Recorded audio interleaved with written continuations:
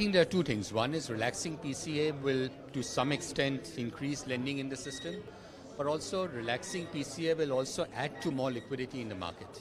Because today there is liquidity which is trapped with these PCA banks, which does not enter the system. So these PCA banks accept deposits but are not allowed to lend money.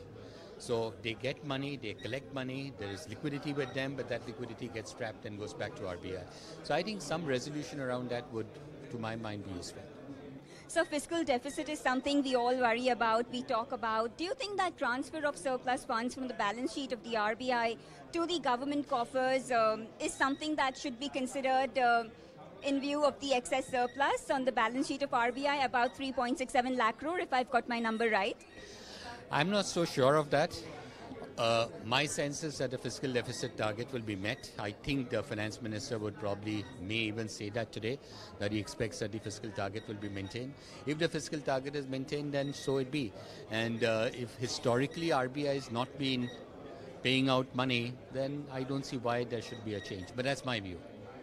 And sir, coming to the banking space, do you see some respite from the challenges banks were going through?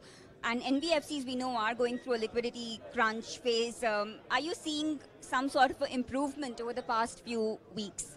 Oh, undoubtedly. I think when this whole crisis started in September, towards the end of September, there was a tremendous amount of nervousness in the market. And that led to complete drying up of all credit lines. But I think a lot of that is now behind us.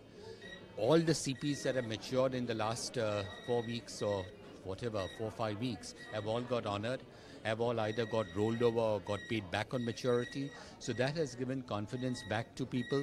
So a fair bit of the crisis situation that one was seeing towards the end of September has now been resolved. But still, liquidity remains reasonably tight.